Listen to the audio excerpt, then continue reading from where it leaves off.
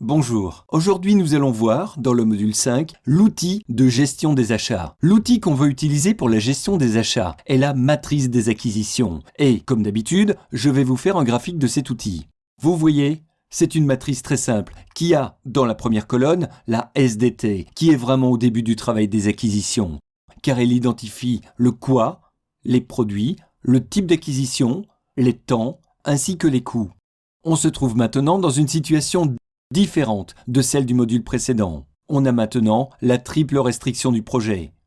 La portée, le temps et le coût déjà développés, et on commence à travailler sur les parties les plus spécialisées. Celle qu'on va travailler maintenant, c'est la partie des acquisitions. Dans les projets de développement, les acquisitions sont un sujet très important, parce qu'en plus, tout finit par un contrat, et la préparation de ce processus est normalement longue dans le temps. Plusieurs organismes de financement exigent que le plan d'acquisition du projet soit présenté de façon périodique.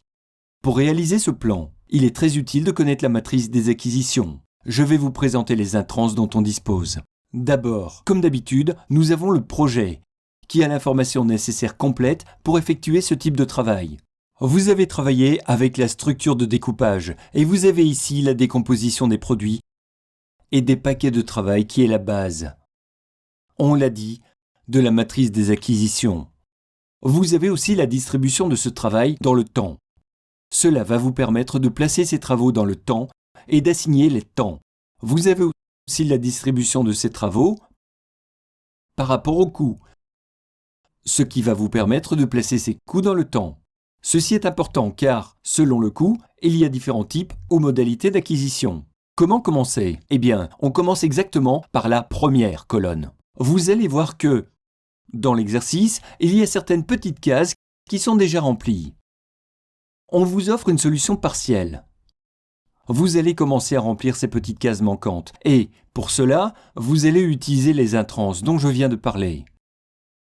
L'importance de cet exercice est de relier les produits en rapport avec les objectifs de développement du projet, avec les acquisitions. Voilà la valeur principale de la matrice des acquisitions. Cette relation qui montre comment les contrats issus des acquisitions contribuent à l'évaluation des produits et, par conséquent, aux objectifs de développement du produit. À bientôt dans le prochain module.